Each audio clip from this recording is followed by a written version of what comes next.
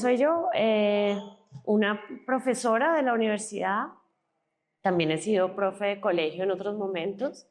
Y todo mi trabajo artístico y literario también partió de mi ejercicio pedagógico. Entonces, además de artista visual o junto con artista visual, pues soy una profesora. Y eso es muy importante dentro de mi trabajo. Eh, Soy mamá de dos personas de 13 años, Helio y Carmela, y eso también ha influenciado fuertemente la manera en que he escrito la historia de Colombia, que me ha preocupado, y en la manera también en que la he ilustrado y en las preocupaciones que han empezado a permear mi trabajo pues, en los últimos años. Soy, pues sí, profesora en la universidad. Mucho también de mi trabajo se ve influenciado pues, por las discusiones, los espacios de conversación con los estudiantes. Yo trabajo hace 13 años en la Universidad Distrital, la ASAF, que es la Facultad de Artes de la Universidad Distrital, y allí dicto una clase que se llama Arte y Revolución, que en el transcurso de estos años, hace 10 años, dicto ese espacio, es como un espacio de laboratorio y de conversación en torno a las prácticas artísticas que se involucran de manera directa con el ejercicio político o con las preocupaciones comunitarias. Entonces ese espacio de esa clase para mí también es como un espacio de pensamiento y de transformación de mi propia práctica artística. Mis estudiantes tenían como unas lagunas enormes sobre la historia de Colombia. Yo también las tenía. Yo creo que la generación mía y muchas generaciones en Colombia tenemos como unas lagunas históricas enormes, y la historia a la que tenemos acceso generalmente no es la historia del movimiento social, ni de los trabajadores, ni de la lucha por la tierra, ni de los movimientos de oposición, sino una historia como muy lavada y oficial. Entonces, siendo profesora allí, yo me enfrento como al proceso de mi proyecto de grado y quise hacer una pedagogía de la historia de Colombia en dos momentos muy concretos, que eran el inicio como el socialismo en Colombia a principios de este siglo y la participación de las trabajadoras, de las mujeres obreras en ese proceso, y la historia del movimiento religioso, de la teología de la liberación o de los inicios de ese movimiento religioso en la figura del sacerdote Camilo Torres. Y un poco ese inicio de mi trabajo sí ha marcado algunos temas claves dentro de mi trabajo. El primero, el problema de la tierra, ¿no? que para mí es como, y el problema del techo también, ¿no? Que para mí es como el gran problema de Colombia y probablemente del mundo, ¿no? Como el acceso que tenemos a tener una tierra que sembrar, el acceso que tenemos a vivir bajo un techo, y eso, digamos, permea de manera fuerte todos los capítulos distintos de mi trabajo. Ese sería el primero. El segundo, muy importante, la historia de los movimientos sacerdotales y religiosos y de su vinculación con la lucha por los derechos humanos, ¿sí? Por los derechos básicos, por el derecho a la educación, a la salud, nuevamente a la vivienda, a la tierra. Y digamos que en torno a la historia de Camilo Torres yo empiezo pues a enterarme también de la historia de otras muchas personas que han estado vinculadas con estos procesos: la Madre Pilar, María Cristina Salazar, Marta Rodríguez, la cineasta, bueno, como todo este ecosistema de personas que a través de estos movimientos religiosos y de estos movimientos eclesiales de base han hecho trabajo, o sea, lo que para mí es como el gran trabajo de oposición política en Colombia, que en muchas ocasiones surgió de allí, de esos movimientos sacerdotales. Entonces sería un segundo tema. El tercero, por supuesto, como las razones del surgimiento del movimiento armado, su historia, sus aportes a la transformación política, social en Colombia, y también sus grandes fracasos y sus grandes violencias, porque esas también están allí. Pero comprender el movimiento armado como en toda su dimensión y, y comprender las razones de su surgimiento, comprender que el movimiento armado surge porque simplemente no hubo otras vías en un momento y comprender que toda esa violencia que está implicada también dentro de su existencia tiene que ver con una perspectiva nula de posibilidades para los sectores estudiantiles, obreros, campesinos en el país. Entonces sería otro, como un tercer asunto, y dentro de del marco de esos tres problemas, como la tierra, el movimiento eclesial de base y la teología de la liberación y la lucha armada, pues aparece de manera muy fuerte la historia de las mujeres. Porque yo voy a empezar a encontrar a medida que voy narrando estas historias. Yo empecé con María Cano y fui haciendo como un recorrido a lo largo del siglo XX que por ahora va como en los años 80 y en el Estatuto de Seguridad, a principios de los años 80.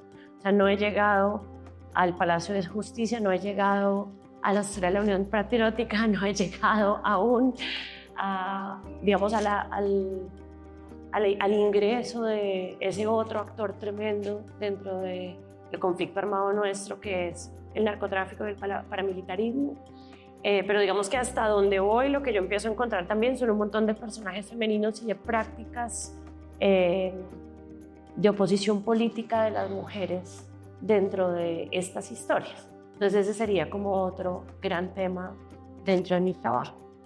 Y es lo que yo he encontrado, y este año hice como una pequeña exposición que tenía que ver con ese asunto. Es que hay unas prácticas concretas de las mujeres dentro del ejercicio político, no solo en la historia de Colombia, sino en la historia de América Latina. Prácticas, por ejemplo, como el archivismo, ¿sí? Como quiénes son quienes han cuidado. Y claro, con esto no quiero decir que los hombres no lo han hecho, también lo han hecho, ¿sí? Pero yo empiezo a encontrar que el cuidado, por ejemplo, de algunos de los archivos, de algunas de las historias, ha estado en manos de las mujeres. Me parece, por ejemplo, fascinante. Ahorita estoy haciendo desde hace ya varios años un libro sobre Manuelita Sáenz, la mujer quiteña, a quien nos narraron pues como la mujer amante, el amor de Simón Bolívar, etc. Pero cuando empiezo a entrar en la historia de Manuela, claro, Manuela es una activista política mucho antes de su relación con Bolívar en el Perú, por esto gana esta Orden del Sol, por su participación, digamos, dentro de el proceso independentista en Quito y posteriormente en el Perú. Pero una de las cosas que me pareció como fascinante de su trabajo, pues de ella, de su vida, es que ella cuida un archivo, sí, que está relacionado con Simón Bolívar y con la independencia nuestra, pero que es un archivo que va mucho más allá de su relación con él, y ella lo cuida hasta su muerte en Paita. Y ella es como, o sea, cada vez que ella tiene que escapar encima de una mula, cada vez que ella tiene que irse para otro lugar porque ella está en un momento perseguida y expulsada, pues, de distintos lugares, ella lleva consigo sus dos baúles y está cuidando ese archivo. Y no es solo ella. Cuando yo empecé a hacer el libro de Camilo Torres y hacer trabajo con archivos en Colombia, uno de los primeros archivos que yo revisé en lo que era en ese entonces el archivo de la Facultad de Sociología en la Universidad Nacional fue el archivo de María Cristina Salazar. Y María Cristina hacía un seguimiento, ahí en ese archivo se puede ver hoy en día ese material, de todas las piezas de prensa en las que aparecía el trabajo de Camilo Torres. Y entonces a mí me parecía eso fascinante. O sea, ella se encarga de cuidar esa historia de este personaje tan clave para la historia de Colombia.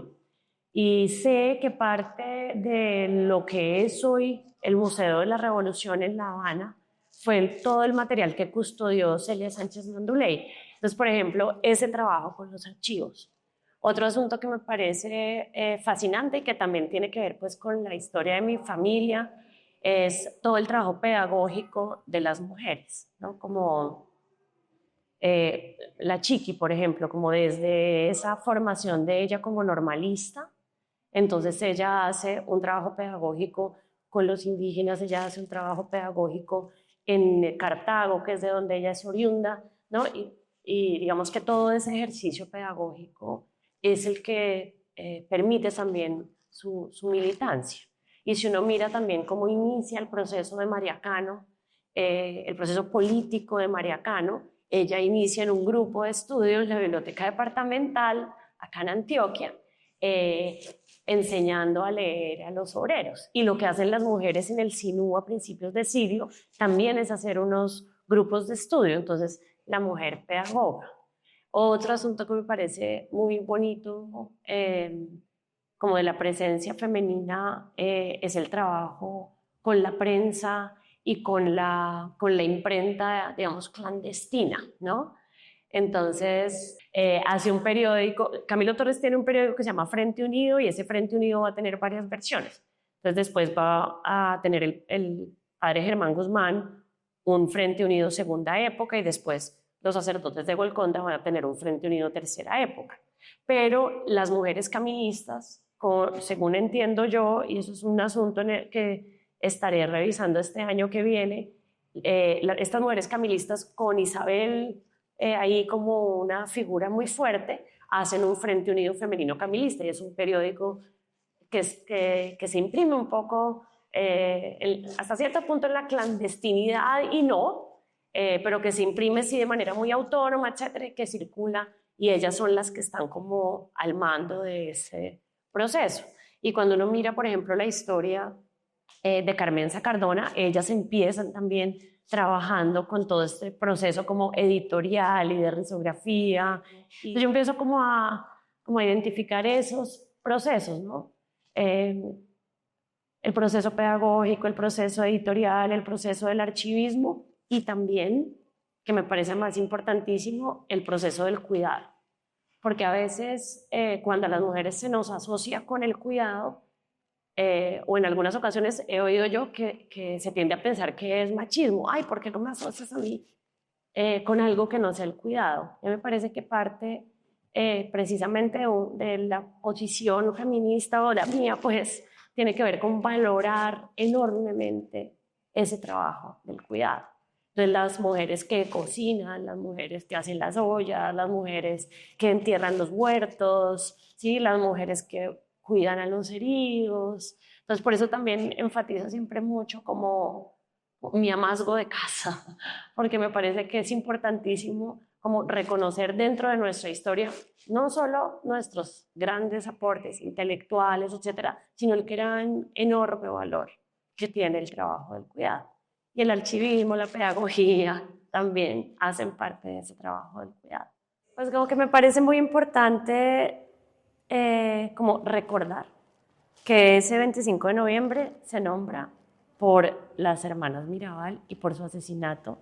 Y ellas eran unas mujeres que lucharon armadas, ¿sí? Armadas, en contra de la dictadura de Javier Leónidas Trujillo, que las asesinó de una manera descarnada.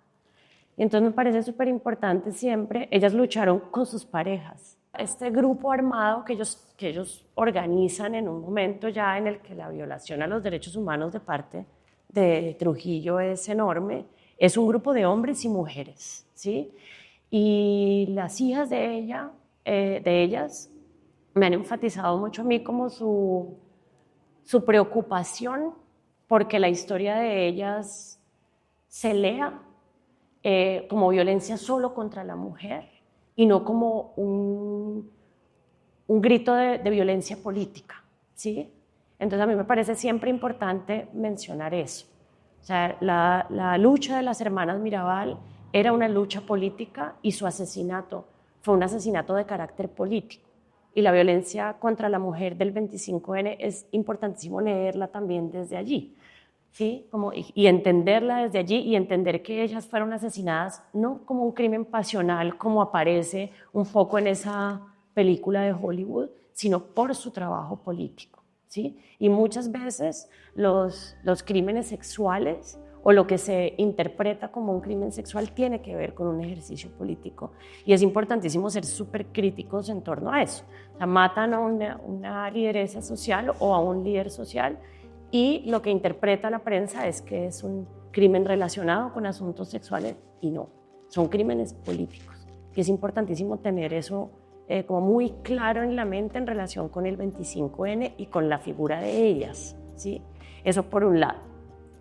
Con respecto a la pregunta sobre el campo del arte, realmente yo lo que encuentro en el campo del arte sobre todo es como una enorme violencia económica y de clase. Entonces entiendo el patriarcado más desde allí, porque a veces tendemos a ubicar el patriarcado como en una culpa hacia los hombres. Y yo no lo entiendo así, yo lo entiendo más como un asunto de violencia económica, ¿sí? De violencia de clase, de violencia racial, que muchas veces afecta de manera muy fuerte también a los hombres. Y siento que en el campo del arte lo que sucede es eso, ¿sí? Y las prácticas, digamos, de libertad que yo he querido tener en relación con eso tienen que ver como con la justicia hacia las personas con quienes yo trabajo, ¿sí?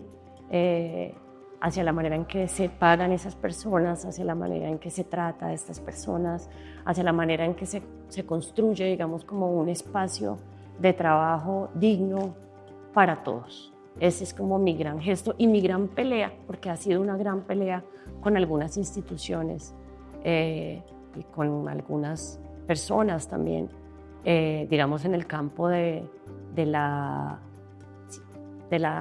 los museos y de las instituciones culturales, como entender que estos espacios entiendan, cada vez está mejor la cosa, siento yo, pues que parte de la transformación ética de nuestro trabajo no tiene que ver con que ponemos en la pared la obra hecha por esta persona que viene de esta comunidad o tal, sino con que transformamos desde adentro la manera en que se hace el arte y la manera en que se trabaja con la gente. Ese es mi gesto por ahora.